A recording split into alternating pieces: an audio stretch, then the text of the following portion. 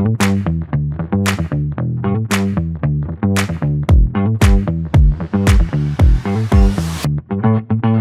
up, everyone? Phil Castro here, the founder at Camp. We throw some of the best startup and VCs events in the country. And now I'm also doing a podcast called Casa. That's right, it's at my house, but with really, really cool and fun guests. Today we have Andrew Parker here, founder and CEO of Papa. We're going to dive into his past. We're going to learn about him. We're going to learn about his business. And we're just going to talk about some fun stuff today. So, Andrew, thank you for coming today, first of all. Thank you for having me. Brightline. We were just talking about the Brightline. Yes. Why do you like the Brightline in Miami? Interesting question. One, it's incredibly convenient. Brightline's a new train system that just launched here, and it's really nice, and it's cheap, and it's easy, and I think the most valuable moment is you actually get that hyper-focus on whatever you're doing. Which is probably hard for you these days because you have a lot of people bugging you for a lot of different things, I assume. Well, that and also myself. I'm thinking about a lot of different things, and I gotta remain vigilant and focused, right. Which is sometimes challenging, for my team as well as for me. Okay, long time Miami, and I remember. Yes. What year?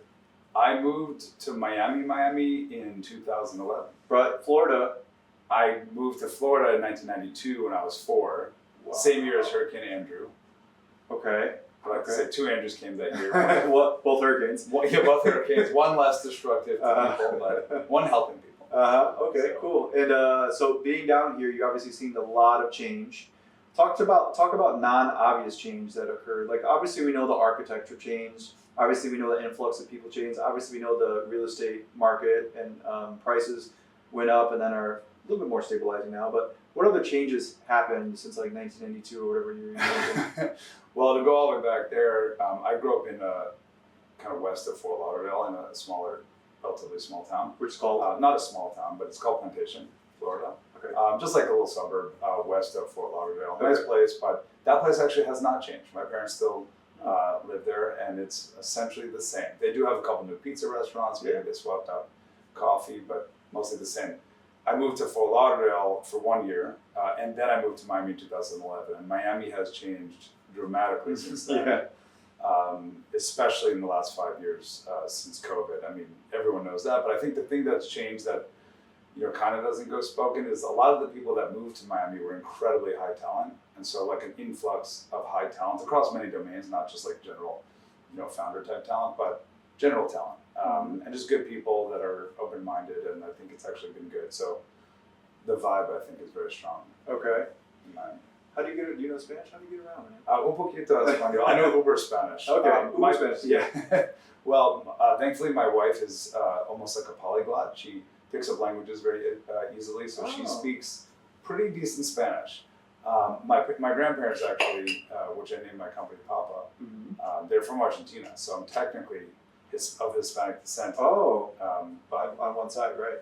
On one side, Interesting. Minimal, time, but they're born and raised there. So. Oh, very cool. Okay, and to kind of go off of what you just said, your company name is Papa. Is it after that gentleman that we're talking about? Yeah, my grandfather Papa. His name was Joseph, but we called him Papa. Inspired the story of my company. Can you tell? I know you told it a million times. We could do it a million and what? 1,000,003. I did a 2 earlier this day. Okay. Earlier today. No, I'd love to tell it. So I was working at this company called MB Live, which was a telehealth company in South Florida as well that my dad founded. I was part of the founding team, learned how to build a service and technology and get into healthcare, and really started to identify the problems that were existing in healthcare and in people's lives. And at the same time, my grandfather, my Papa, needed care. He didn't need bathing and toileting. He needed a friend, and so we went to Facebook and said, "Who wants to be a pal to my Papa?" And it seems made up, but it wasn't like a viral response or anything. But a few, replied, and we were pretty happy to find this person that was interested in helping him, and he just loved it. I mean, my grandpa really just liked it. He didn't like anything, and so just a big aha moment. I thought if you could pair, young, energetic, youthful, caring people to older adults that need help, you could at the same time solve some of the healthcare problems that exist because people are not lonely. They may have no access to a car or just some support. So that was the beginning of Papa. Papa loved it, and I think the rest is kind of history. So we know what Papa is from the surface. It's elderly care in the new world. But like, what do the people actually do? Like, name some of the things that they do when they're with the elderly folks. Yeah, so we've essentially tech-enabled a new kind of care that we call companion care.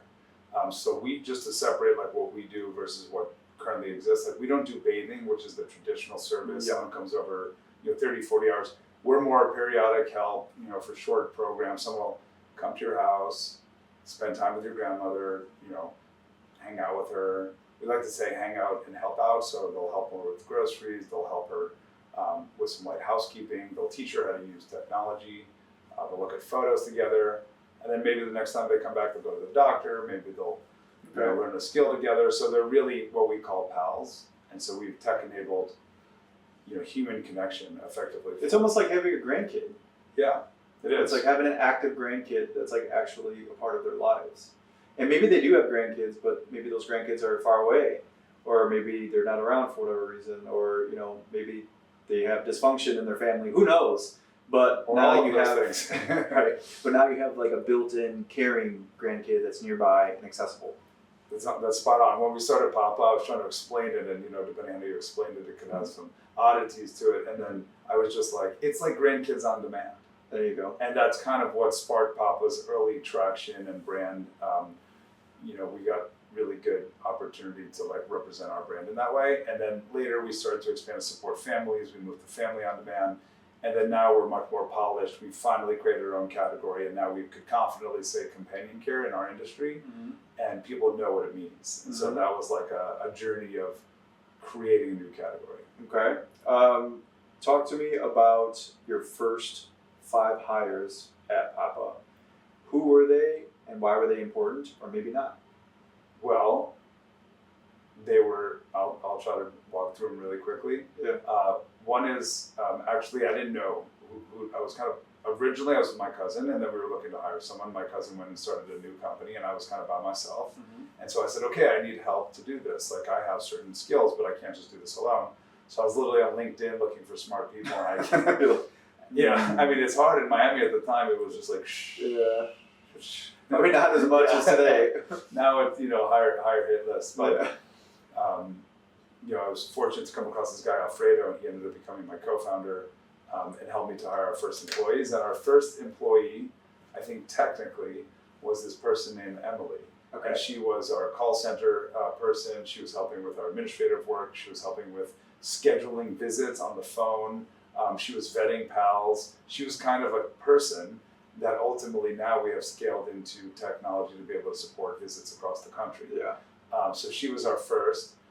And then our second employee, though he likes to consider himself the first, is this guy named Austin, and he was kind of like a jack of all trades. And we like to call 5-tool players, someone that could kind of, in the early days, bring it all together. Yeah. And they've all gone on to do, their own thing. Thing. So, what's your favorite restaurant in Miami? my favorite restaurant in Miami. We were just talking about that upstairs with Andre, who's the last guest. It's a very hard question, favorite, but I like a couple restaurants near me. We were talking about Walrus Rodeo, and Boya Day is really good. I love Lucali. What is those 3 categories you just named? Walrus Rodeo, these are funny names, obviously. Walrus Rodeo is a hard category to explain, but it's all grilled in a wood-fired oven. Okay. And every single thing, and they say they're not a pizza restaurant, but they serve pizza.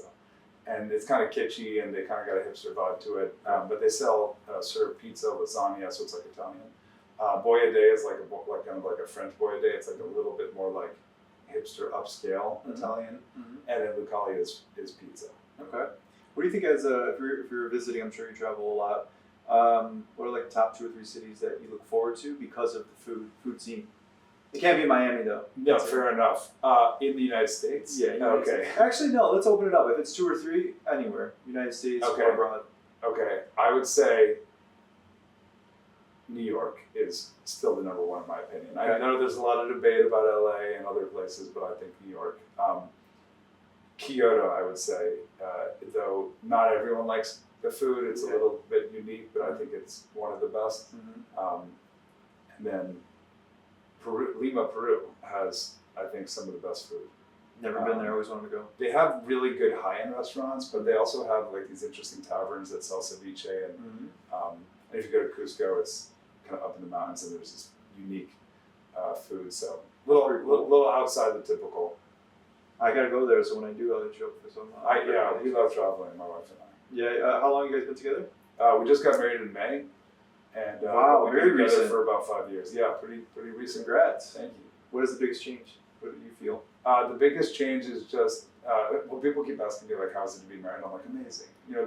We've been together for 5 years, and I think the biggest change is just more evolution together and learning how to evolve together. And I think that's critical because I am not the same person I was yesterday, the day before, neither was she. And so as we grow, like I think that's the realization is how do you continue to evolve together, and it's something we both lean into, and I really think that like has been amazing for me.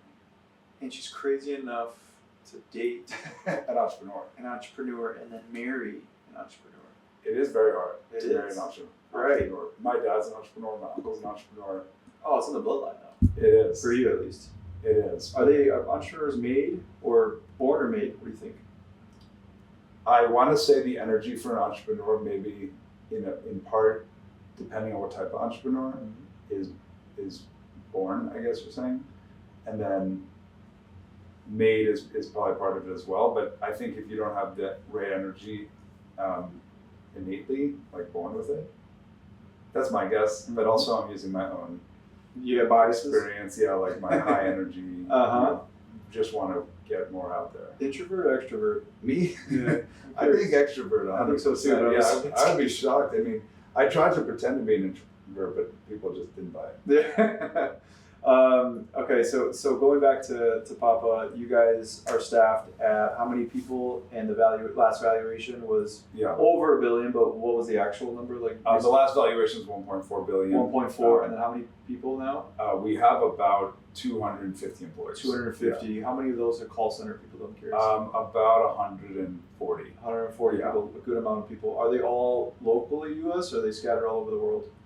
We're all U.S. We're 100% U.S. Actually, what's been interesting is we're a group of very talented people, and so we've been able to get really efficient and lean. I think we've learned over time how to really build a good product and service, and that takes really good people and collaboration. 100%. Talk to me about the day that you became a unicorn and how that felt, and don't spare any details, like literally just go through all of it. Okay, I will. A unicorn, I think, is a funny thing in general, and it's not really something to aspire to be, I don't think, necessarily, but I will say it was a cool experience, but it was also an incredibly stressful experience. We had really good progress on our business. We got a really cool offer from a really great investment firm. For your Series B? This is Series D, was the last. D, okay. Cool. And this is 2021, so it's the height of all the craziness. And it felt, both surreal, but also, legitimate based on where we were. Yeah, and your momentum, you follow that, so it's not like you just shot up out of nowhere. It wasn't some sort of a weird shock. It was a slow, relatively slow, but from the outside, you only see the news. Right. But the day that we were trying to close the round, I was actually in Europe with Romy, and we're trying to get the money wired in, and it just wasn't coming. We're missing a good amount of it, and I'm trying to eat pasta and enjoy myself, and trying to have a break. And I figured it was pretty much done, and it's not done until it's done. Thankfully, someone missed, forgot to hit submit or whatever. It's something super simple, but I'm over there panicking, not able to even focus on the delicious bowl of pasta in front of me, and my wife, to the point of it is tough. She's trying to enjoy our trip. And you're just after I've been working on this, exactly. And I'm looking at nothing. I'm just panicking a little bit, because it's a lot of pressure. No, not pressure really. It's more you want it to happen. It's more enthusiasm. It's anxiety. I guess anxiety is kind of like enthusiasm and fear tied into one. So it is an anxiety, and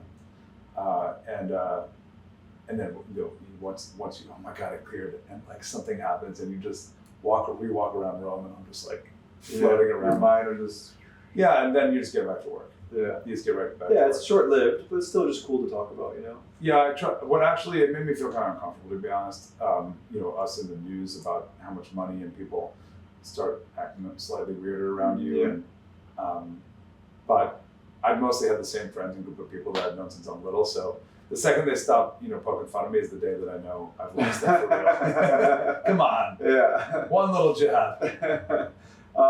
managing a board. Talk to me about that process and how you think the best way efficiently to manage like a board meeting or something.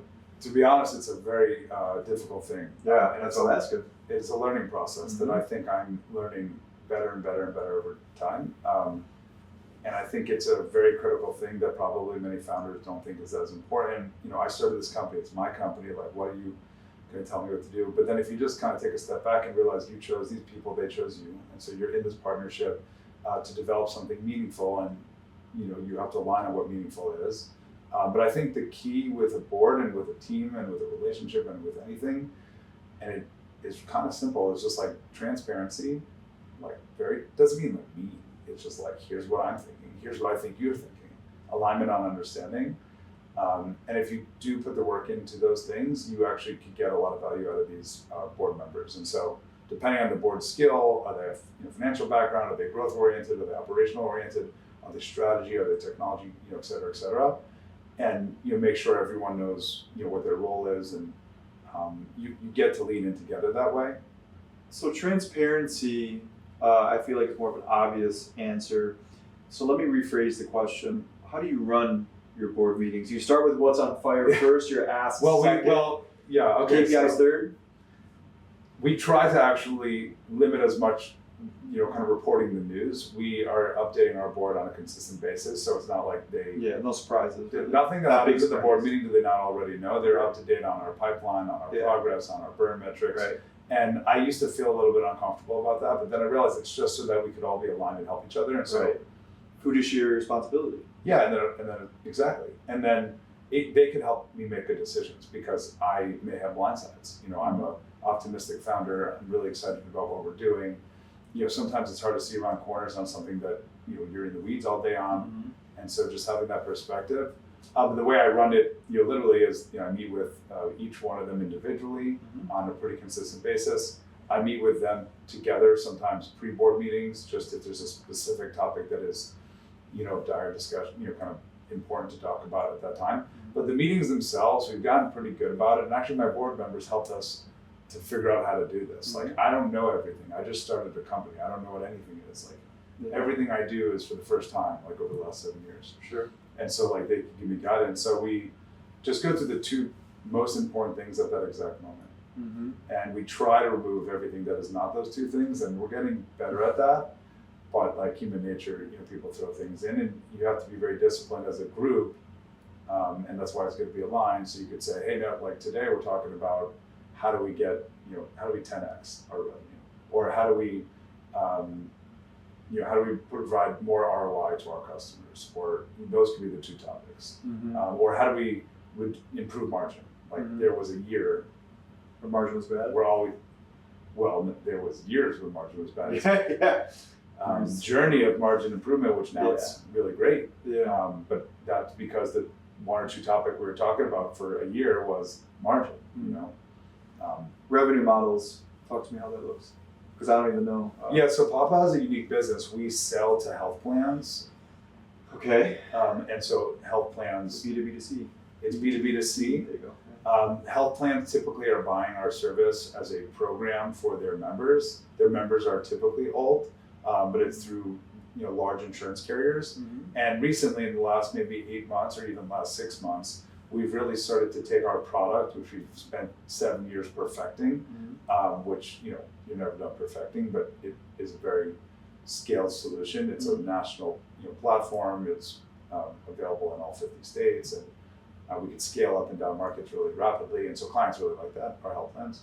And so we started to expand into employers, into working with hospitals, working with it's called value-based care, which is a kind of an industry term, but effectively, you think about this simple fact. There's about 6 billion hours of personal care provided a year and paid for by someone. Somebody's paying for it. Someone, like cash pay. Oh yeah, someone. Medicaid, Medicare, the states and programs. Try and get into that. Well, we're just kind of chipping away at it. We started with this really small sliver, and we've been very successful. That's how it usually goes in all startups, though. You start off nicking at something, and then it starts going. And it's kind of tiring because the one sliver has so many rules, and it's the most complicated one. But now these other slivers are kind of more appealing. That's what I say. Like we're easier to Seamless, to more hack into. seamless. Yeah, Yeah. right. And you figure that out as time goes on. You gotta catch them all. It's like, Right. You gotta catch them all. What was the biggest learning so far from 7 years of founding Papa? Like, what is something that you're like, wow, like that really sticks out? I learned this the hard way. It was on year 3, and this is what we dealt with. This bullshit or whatever. Like the funny thing is that usually these type of things are like the most cliche thing. It's like getting the right people on the team. Yeah. I think everyone says that, and it's just authentically real, and it's hard to see it really in real time.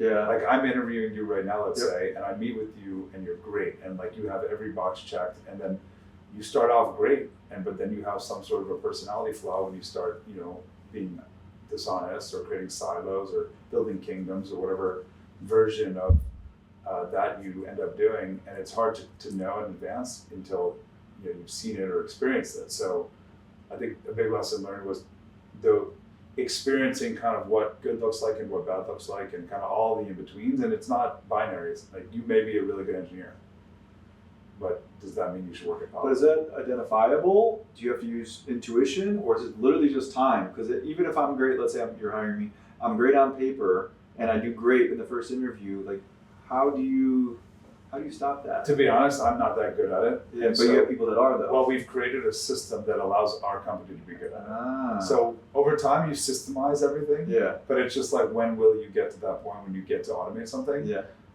And it sounds really fun to say, we're going to automate this, we're going to automate this, but the smallest thing is not that easy to automate. Right.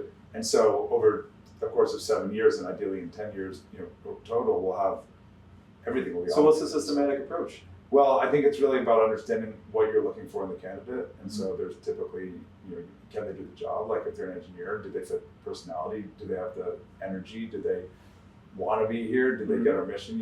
And so you break down, depending on the role, what those 3, 4, 5 criteria are, and then you ask someone on the team to be focused on that one thing.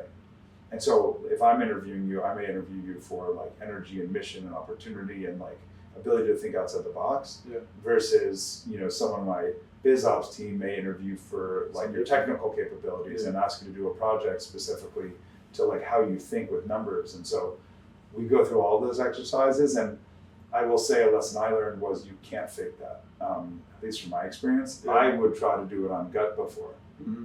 My gut's not that good when it comes to hiring. Mm-hmm. It's been good. It's been right. Yeah, you probably have a good batting average, good ratio. Batting average wise, we're talking baseball. I'm really pretty good actually. but we're saying though, in general, you could probably be better, and you're Exactly. hiring people or systematics approaches that are better than you from an instinct Yeah. level. Yeah, I mean, I guess what I realized about building a company is you're trying to essentially scale the energy that I had in the beginning in the small group of people in the first 5 100%. hires. And that's the same thing culture comes from. Of the Exactly. company. You bottle up culture, and Yeah. like I'm not in the room. What's happening right now Right. with the teams? They may be doing things in a cultural good way or bad way that I'm just not aware of. Mm-hmm. So systems is the only way to scale a company. And then I wonder if I should have started to implement systems in certain areas earlier, but then No. it's kind of like you can't optimize something that doesn't need to be there at all. Yeah. The whole on. And plus, maybe you weren't ready at that point because Exactly. you don't have enough data points in order Exactly. to form. Exactly. There are some things I wish I did. Like I wish I built a better infrastructure from day one. I wish I built a better data model from day one. Things like that. Everything happens for a reason. Do you believe in fate? Do I believe in fate? Depending on the definition, probably. Yeah, I don't know. Like, the one that we both understand it. Yeah, no, sorry. Yes, I think I believe some element of fate. I like to, I've been saying a lot lately that we're in a simulation because just more and more and more lately, things seem to like intertwine, but then I don't know if that's fate or if that's, putting it into the atmosphere or some sort of other things. God, just like laughing, just like moving. Let's see if we can make Andrew go crazy. That could also be it, so. Do you have any regrets in life, in general? Any regrets in life? Yeah, something you just wish you did different besides what you just said, but like something like bigger. Like, do you have a regret in life when you did X, Y, Z? You shouldn't have moved here. You shouldn't. No, I don't. And Okay. I'm not like, I really just don't. There's things like I wish I didn't say that stupid thing yesterday. Yeah, but that's yeah, minimal. but it's so minute I would not give that Yeah. credibility. Yeah. But maybe in that 5 minutes I would have been like, this is my single. Yeah. But I've gone through hard things that probably weren't that great, but I don't think it's a regret. And I don't think the one thing I think the reason I have no regrets is no regrets. Not regrets. Not even one little letter. Not one letter. But it's because I'm more, I feel morally sound. Okay. I feel like to me that's tied together. Yeah. Does your wife have the same energy as you? Different energy. Versus yours, you think? I'm a little chaotic energy, I feel. Okay. She's very measured. So you're like the. But she's also very worldly.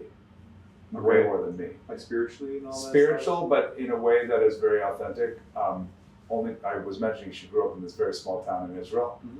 It's like she grew up like 20, 30 minutes from where Jesus was born. So that's amazing. Kabbalah was invented in her town.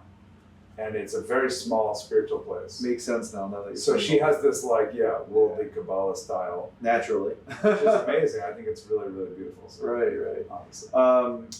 Talk about genres of music. What was your favorite growing up versus what it is now? So I can't tell if this is because I'm really stubborn, but it's essentially the same. And so doesn't. I'm not sure. Yeah, maybe my style hasn't changed, or maybe I'm just so stubborn. But is it 90s rock? It's not right. I look at your face. I feel like it's 90s rock. It's not 90s rock, but it's like I like classic rock a lot. See, I like classic rock, like more like Bob Dylan, probably up there that I listen to maybe the most. Yeah. Hip hop is definitely like classic, older hip hop. I mean, like the better hip hop. Yeah, real hip hop. Yeah. Not like auto tuning until. Yeah. You could be so easily AI'd, like it should be a little bit complex for the AI to figure out the auto tune. Right. Like the first version of AI already beats like half these guys. Favorite hip hop artist? I would have to say Eminem.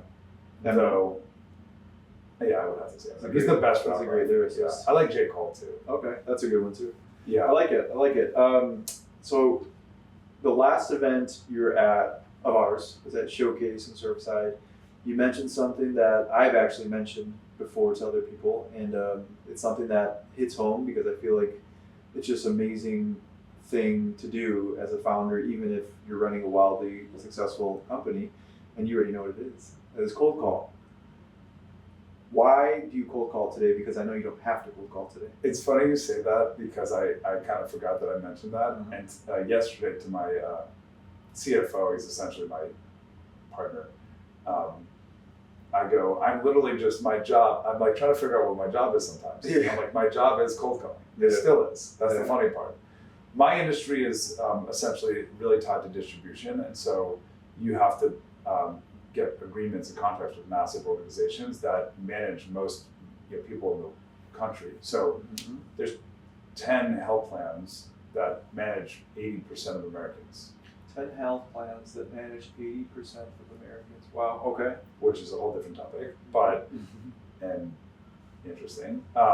So cold calling is actually even more so, and the proverbial term cold calling, but it is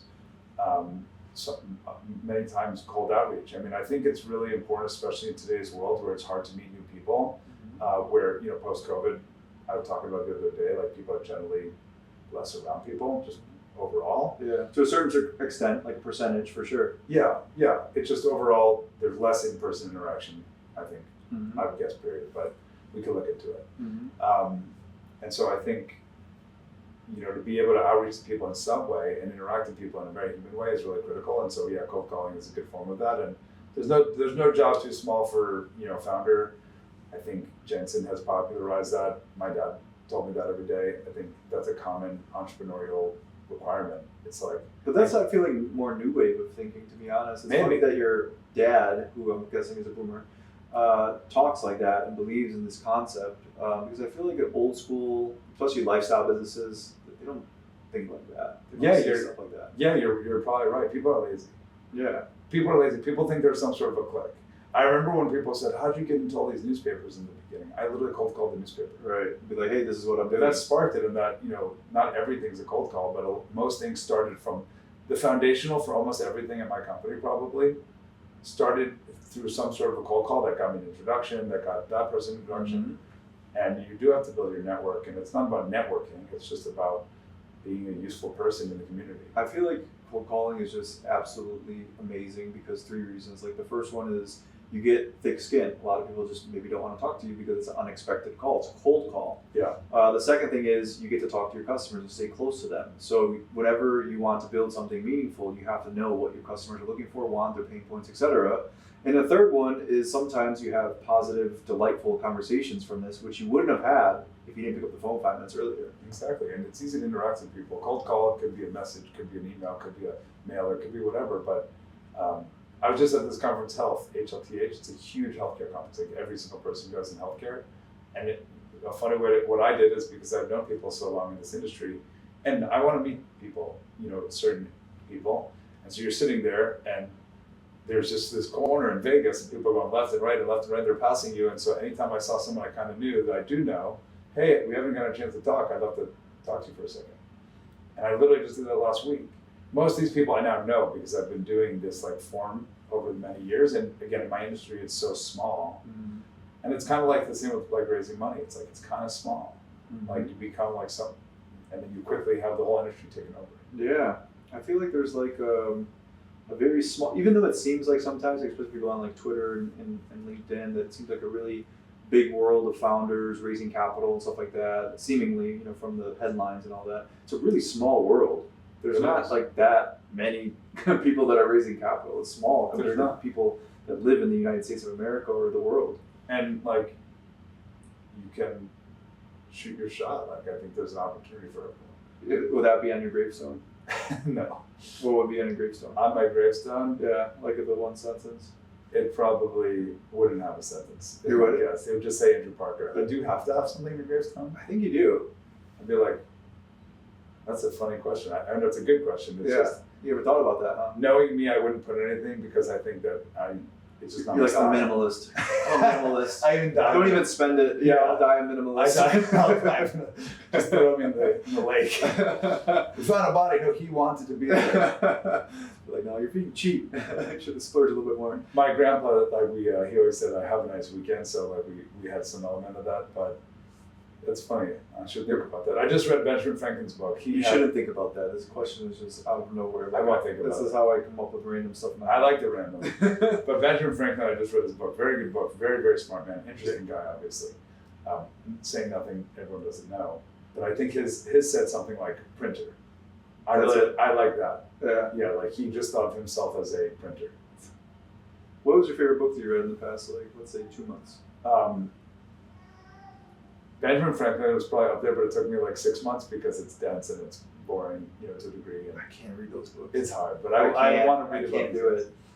A book I'm reading now, I really like, called Nexus. Okay, what was it about? It's kind of about information and data and how over time it gets manipulated and who controls the data, and it's ultimately going to get into AI, I believe. But it started off with the sharing of information specifically towards religion, Okay. and then how it started off like trying to understand the different religious books, and then there was the church, and then there was other groups, and then over time what it became, and it actually I thought pretty interesting. In the book it talks about that the early rabbis for Judaism, that they had created their Bible, the Jewish Old Testament, and they put it in all of the temples. And this isn't a religious book, it just starts off with these texts. It gets into Christianity, it gets into Muslim, it gets into everything. But it was like the first example of decentralized data. He may have Long time ago. He may have given the Jews credit for Bitcoin. I'm Jewish, so I'll take it. But I thought it was just an interesting thing because they were trying to say there's one copy of it on the ledger, which is the temples. Interesting. And then over time, he gets into the fact that like that's literally what ultimately happens is they start using these books, then they become data in the cloud, and so on and so forth. I'm reading Atomic Habits right now. Incredible book. It's like an OG book, but I waited this long to read it, even though I'm an avid reader. For whatever reason, I waited this long. Yeah, I'm on I think like 8th chapter, so it's getting good. I Audible booked that while I was running. It's a good one to read when you're running because it's like one more percent, one more step. I am a runner, and I'm just like I am a runner. Yeah, I just put on the Rocky music and lift heavy weights. That's what that works. That's just classic style. You said earlier it's coming up here. You wanted to potentially have kids one day. Is that true? 100%. How many? How many? Big family, small family. Well, my wife is one of 10. So she's used to the big. She's used. Well, it's so interesting when you have 10. It actually becomes like a revolving door, essentially. Yeah, for sure. But probably 2 or 3. 2 or 3 is probably accurate. Yeah. I like having one car. Raised around here, you think? Oh yeah. No, in Miami, 100%. Yeah. You're gonna die here? Speaking of you keep tombstones. killing me. I mean, oh my God. So it's like I'll tell you what I think. Well, go ahead. well, I will have kids in Miami, I think. Yeah. I know there's debate about it, and you just became a father, so you have way more context than me. But I want to live in Miami, so. Okay. And I grew up around here, so there's some of that element. Of course. So. And your parents are on here, you said, right? Yeah. Right. And how about Papa? Is he still kicking? Passed away? Passed away a while back. Was that right after this? He passed away like 7 years ago. But he understood? No. Did not? No, my grandma did, and my grandma invested 20 grand into the company. No way. But we felt bad about it, so we gave it back to her. And she doesn't get any of the upside. Well, she passed away, but my mom doesn't get any of that upside. No way. My mom's like, damn it. That's crazy. I know. And it was an actual 20K that she gave you. My grandma, yeah, without thinking about it. And what's funny is she wrote it to me and my cousin, and she just wrote our names, and we're like, Grandma, like, we don't have like a joint Andrew and Jake bank account. This is why, like, sometimes I envy Jewish, wealthy, affluent folks like yourself. Mine give me like $5. Well, I'm lucky growing up. Fair I'm enough. lucky. Well, everyone's not the same, but my grandma, my grandpa passed away. She moved to one apartment. She downsized. She had a little bit She had extra a couple money. bucks in the buck. Yeah, but she didn't care. Like she was willing to give everything. So she Bought some brought champagne for people. She was well off, I guess.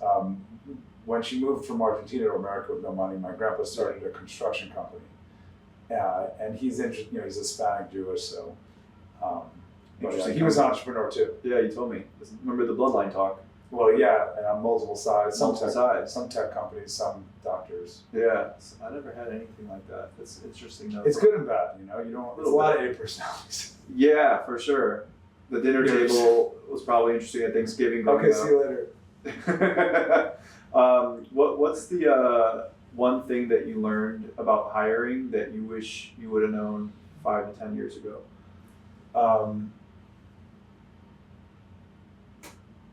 I think I knew what to do before, but I ignored it. So I guess I wish I just didn't ignore things so much. Like, for example? I was kind of mentioning before about some personality traits as an example. Mm-hmm. Like some people just don't mesh well in organizations that are meant to be super collaborative. And that's fine, by the way. It's just the style of my company because there's like a culture fit. A culture fit, yeah. Because our company is complex operationally, technically, and then sales element. It's kind of like 3 different companies, and for the longest time it was like 3 different companies. And we've made a lot of effort to merge teams and thinking and one roadmap. But it's very hard to do that when we were trying to just build the plane while flying. Yeah. And so through all that, there's quite a bit of cultural clashing to a very high level, and so. Not everyone is meant to go through these extremely painful moments at their job. Sure. And that pressure, good, bad, or ugly, affects people. And when shit hits the fan, you want to make sure the people on the bus can handle that. And so we've become very resilient as a group. So product market fit is a term that is thrown around a lot, and unfortunately there's some ambiguity tied to it. No matter who explains it, it's never objectified. It's always like subjective to some degree. I like to say the analogy of like a dude that's, the picture of the guy that's really strong and he has the boulder and he's putting it up a mountain, and then one day that boulder hits the peak and it goes the opposite direction. It's still a boulder, it's still strong, it's still moving very fast, but it's just going the way you want it to go at that point. What was that point for you at Papa? Like, when did you realize that boulder was going over the peak? So it kind of happened in 2 phases. Phase 1 was, we had built this app, no one was using it, all that type of stuff. I was begging people to use it, my friend, my family, I was willing to pay for it. People still want to use it. Like the metrics were not good. Yeah. But ultimately, when I met my co-founder Alfredo, he had experience developing marketing and thinking about that stuff. And we just started a simple campaign and said, call our 1-800 number. And no one called. But we then realized that if we do advertisement for rides to the cruise ship in Miami. Interesting. I'm not kidding. That was our first bit of traction. Interesting. And so people would call us, and it started to come in. We went from $0 to $3,000 in revenue a month to $9,000 to $20,000 to $50,000 to $100,000. And I'm like, that felt insane. And what happened is we realized that we needed like transportation as the initial hook for our consumer business, which is what we did at the time. Right. But then I started realizing Y Combinator that our shit was all completely upside down. The cohort analysis was bad. You know, all the metrics that they really break it down. Yeah, the CAC to LTV. It took me like a month to figure out what that meant. And it was completely upside down. And I always wanted to sell this through larger distribution because I felt I could get these large. So the first click was the transportation, and it was a pretty nice click, and it felt real, and we're getting calls, and we're enrolling people, and you feel it. But I feel like that's a fake one, though. It was like a blip. The second one, yeah. The second one was I got a health plan partnership with a large health plan. There we go. But then I shut down my consumer business, which was on track to do a million or. You pivoted to B2B. Shut it down. Yes, pivoted to B2B to focus exclusively on B2B to C. Yeah. It became free to the members, paid by the health plan. Right. Then not overnight, but in 6 months we added 10 health plans and 20 health plans. Now we have 60 health plans, and there's not that many. And so just now we started to expand to employers. We have about 40 employers, and we're serving people nationally. So it was the health plan partnership and focusing 100% on it. That was kind of, we knew we had product market fit. Getting a yes from a huge health plan with a kind of a weird solution like a companion care service is product market fit.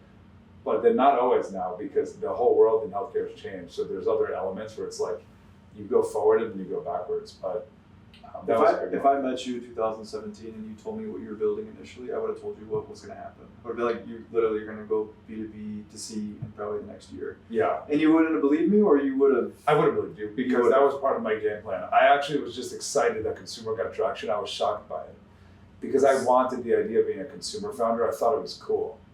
So you see the light at the end of the tunnel a little bit, so you like wanted to go down that path because there was some sort of. I thought it could be real, and we were in Y Combinator, and Paul Graham's even saying, "How could you guys go through the insurance? You have this consumer business; it's way bigger."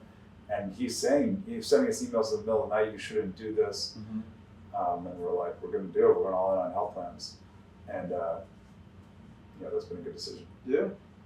What's the biggest learnings from Y Combinator that's not obvious? Everyone knows the obvious stuff, the stuff that they always peddle. But what did you actually learn from Y Combinator that you think is super valuable? It's not talked about enough. For me, it was probably the basics were pretty very valuable, just because I had never heard of like what even Y Combinator is, like who are these investors. So I like to say the number one value I got at Y Combinator at the time was like the lasso to the Silicon Valley.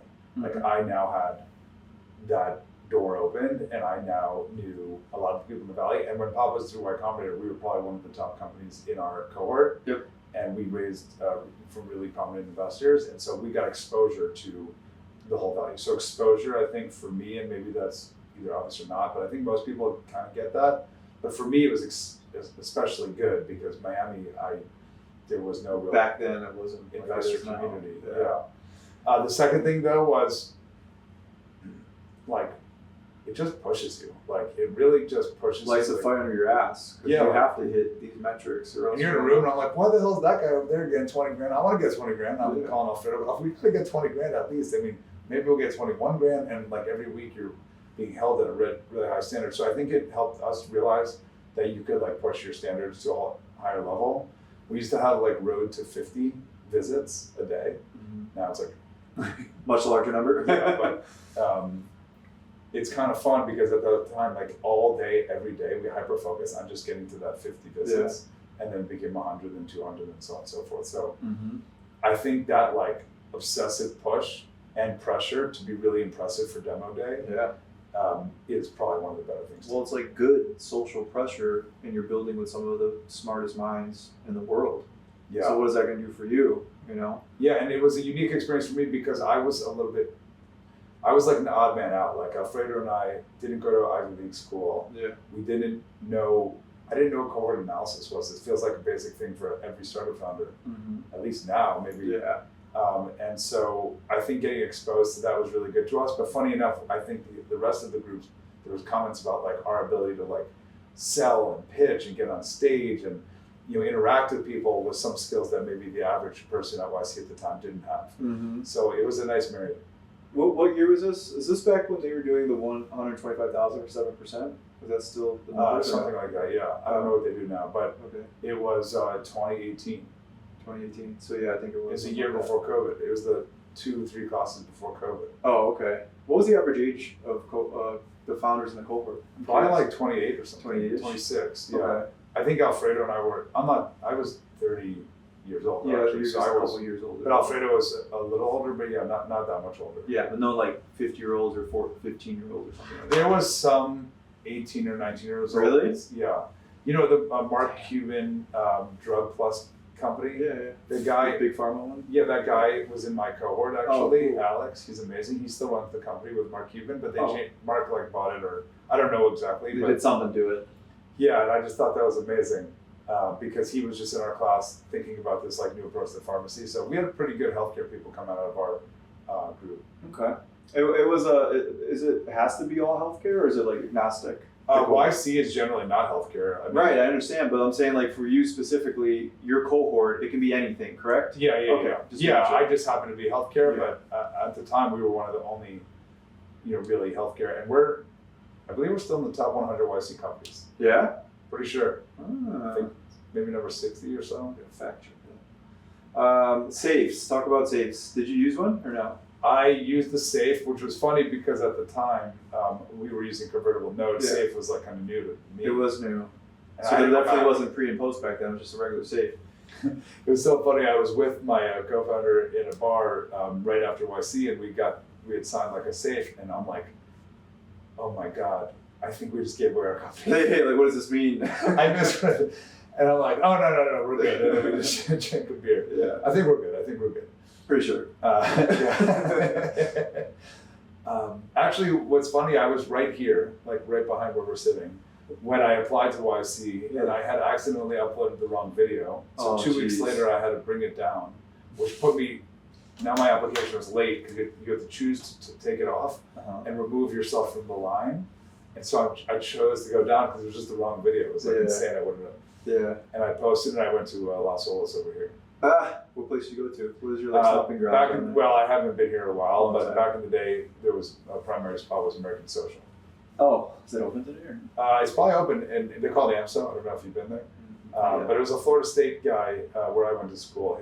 He had a big bar at Florida State, and Okay. he opened it here, and it's a Oh, big, cool. it's a big bar. There's one in Miami, there's one in like Jacksonville. It's a big. Nice. I'm sure you've been there if you've been. living I haven't, having a kid, it's a little bit of a damper on your social life going out. It's a little slower. Fair but, enough. We still bring him places. Like he's already been on a couple flights, and he's only 4 months old. Really? We go to restaurants. So you're doing better than most. We're doing better than most for sure, but it definitely does slow you down just a little bit. I will say that. I assume. Yeah. What's next for Papa? Like, what's the aspirations in like 5 years? Let's say. I think Papa can be a really special, really big company. I believe that we can ultimately build a company that has the staying power to be public. Ultimately, there is acquisition opportunities in the space. Of course. I think the number one thing we built is a national in-home care provider, and I believe we're the only really managed national companion care provider. Mm-hmm. And so I feel like it has a lot of legs, and we're excited about some of the ways we're taking it. Like there's so much that needs to be done in the home of seniors and how much help they need, and our healthcare system has all these costs, and I can get into it. But so I think in 5 years we're continue to be a national service, maybe go international at some point. Yeah, I was about to say that's probably the next move, right? I wouldn't say guess. next. We have a lot of work in In America. 5 years, though. In 5 years, I could imagine. Yeah. And I told you Kyoto was one of my favorite food cities, and Yeah. Japan has a senior aging crisis Really? very seriously. So that would probably be like the top of the top. You're guessing, if gun to your head, if you had to go. No, it wouldn't. I would theoretically that'd be fun. Our investors are from Japan, but probably like Canada. You have to go close. Or South somewhere America, closer. Canada and South America. I went to London. I met with the NHS. I met with the social care organizations, and this is a problem that persists across the globe. And actually, there's been some copycats of Papa across the globe, which is Yeah. endearing, and everywhere from Africa, Endearing. I like the word you use. India. It's endearing. Maybe Some people might use another word for that. Maybe my gravestone would say he's a really nice guy. You hope. I think so. Yeah. That's hilarious.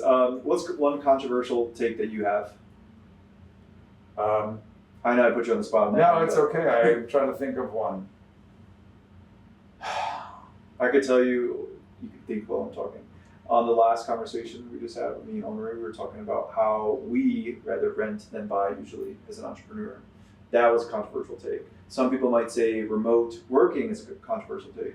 Okay, fair enough. That's light. We could do it. I like remote working. Okay. I know everyone's for in-person, but I think that's a lot of blabbering. I mean, or trying to get people to quit, or you have the environment to be able to do that. Remote works though, and I think the way it works is when you know how to support your employees from a remote distance, and like that's very natural for us. So I think that's fine. But I'm trying to think of something a little bit more controversial. Yeah, some more spicy. A little spicier. Mm-hmm. I mean, maybe it's not controversial, but I think something I noticed at work and just in general people is like the tyranny of the minority, where most of what people really are obsessed over are these things that are generally really tiny. And it could be in any category, you know, but in work, I've experienced that as well, when they're like obsessing with the edge cases. And like, yes, there is an edge case, like there's limitless edge cases, but if we spend all of our time focusing on that, we're literally not focusing on what we do or what we should be doing. And so I really align to the fact that like people can spend a lot of time on something that actually doesn't matter. Right. And I think the first question is like, what, you know, does it even matter? I guess that's not super controversial, but funny enough, it becomes super controversial if it's ideological. If there's an ideological component to it, you know, at work, for example, you know, it's emotional. We're providing human connection. We're sending someone into the home. It's someone's parent, it's someone's daughter, For it's sure. someone's granddaughter. Pulls on the heartstrings a bit. It does, and you know, we've had a lot of different things we have to think about. How do we handle these things? Mm-hmm. And like, who's right? Like, Mhm. too. If a member says something or a pal says something, Right. Both sides, because you're not there. yeah, We we don't had have video. I'm guessing you don't have videos. We of don't do this. video, Yeah. but we had one experience with a member. The member's daughter said, "I saw the pal push the person, her grandma or Yeah. mom, like a 9-year-old person, to the ground." And you watch the video; she was not and we somehow got a video because she sent the video as evidence, showing us this clear shot, and it was because we kind of decided and realized it was because the member's daughter was racist, and the pal was of a different ethnicity than her. Jeez. And she was not pushing her at all. I've never seen someone try harder to help someone. It was the opposite. And so then we started to think about a system to be able to, You're like, how do we better this so nothing like this happens you again? can't prevent human behavior, but Yeah. what you can do is choose the right people Yeah. and then also make them aware of some of the issues that could happen Yeah. when you're dealing with people that you don't know. And try to be thoughtful about sensitivity around cultural differences and cultural similarities, and sometimes that is important. So, but these are other lessons learned. It's not super controversial, but when you're having these conversations with your team members, Sure. you may say something trying to figure out what's the best way to support this service, Mm-hmm. and it could come off bad or good, or they could, anyone could. Mm-hmm. So it's kind of funny, how do you like manage these moments? Mm-hmm. Because everyone's very sensitive. Right. Anything to plug or talk about, or how do they, or if somebody needs elderly care, where do they go? Very easy, papa.com. I mean, I think papa.com is. That's a great domain. It's an amazing domain. Can you disclose how much you paid for, or how that worked We out? paid That's not bad. Did you $275,000. do all in one lump sum, or did I you bought it with a one lump sum right after our Series D. The week What was it later, before? it was joinpapa.com, There we which go. I I knew hated. it. I hated because in our industry, they don't know the whole like join or the kind of the kitschy add-ons. they're not. So they That's not. thought our company was Join Papa Yeah, so everyone kept saying it and would know you every time.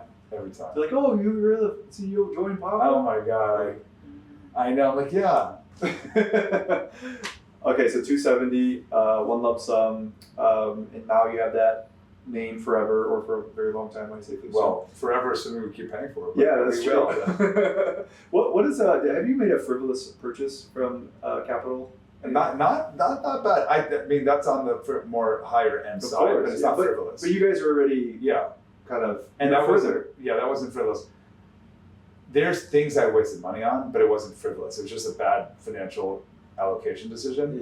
Yeah. Like, for example, like trying to develop leads for Yeah. us, I think was frivolous to a degree. Like, we were spending a lot of money on marketing to try to get leads for customers. And in our industry, it's not that useful.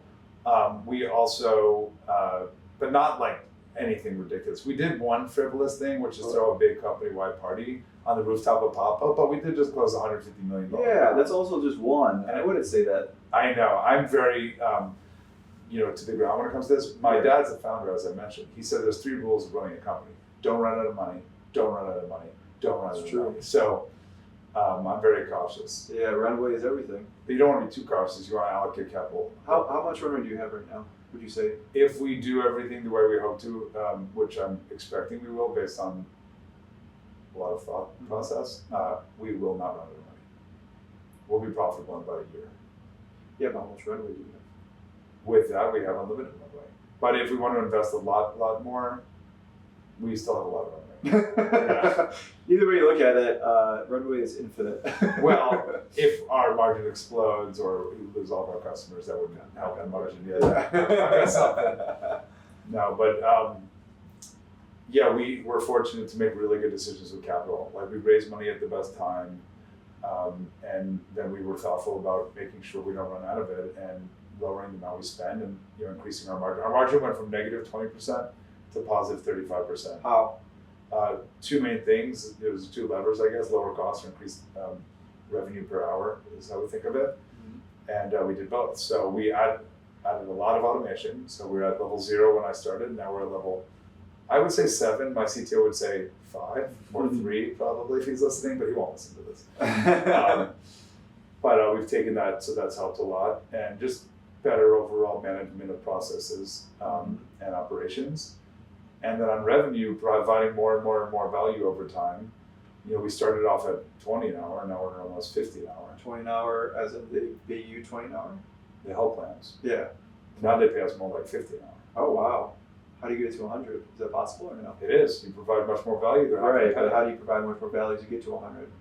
That's one of our core focuses. What's interesting about Papa is I just made this thing up. And so with healthcare, typically there's all these things and there's rules and there's process. Yeah. Well, Papa, we have to make up the rules and process and convince them it'll save money. Mm-hmm. And so we've been studying, does it save money? And we've been able to prove that it does. And so the way we can increase the revenue per hour is lowering the amount of money that they spend, not with us, but in other things because they're using us, and we've proven that, and increase the value they get by engaging their members in their healthcare, which is valuable to the health plans, which is something they would then pay for. And that's the reason we've been able to get it from 20 to 50. I think we could get it to 100. The thing is, you've got to be very thoughtful about what those activities are because you could very quickly become a commoditized, nursing service. Right. Which I personally don't want to become, and I don't believe that's the future of Papa. Okay. So we talked about where they go to. They go to papa.com. Who, to go off of that, what kind of person would be looking at something like this? If you have an elderly person, how old? What kind of needs do they have, etc. So Papa provides like what's traditionally called, it's kind of a boring name, but IADLs, which is instrumental activities of daily living. It's companion care. Mm-hmm. So we drive, house help, tech help, spend time with, kind of like a grandkid. Right. The people that get Papa, actually, you cannot get Papa as a consumer still. You still can't. We shut it off. So because we're hyper-focused on becoming a strategic network of care for healthcare organizations. Got it. And so you can get Papa through your health plan. There you go. If you're a senior, meaning you're 65 and above, we like calling them older adults. Okay. Or if you're a family caregiver and you have a senior family member, you may get this through your employer as an HR benefit. Okay. If you want it, ask your employer to go to papa.com and request to set it up. But over time we will offer it in many different areas, but there's a couple 100 million people that are offered Medicare, Medicaid, and employer benefits. Yep. So it's a good opportunity. Well, thank you for coming here today, Mr. Andrew. Thank you for having me. Yeah, it's been a great time. Thanks for having me at your Casa. Yeah, mi casa y su casa. Gracias. Episode number 4 is now done. See you next time, guys. Casa.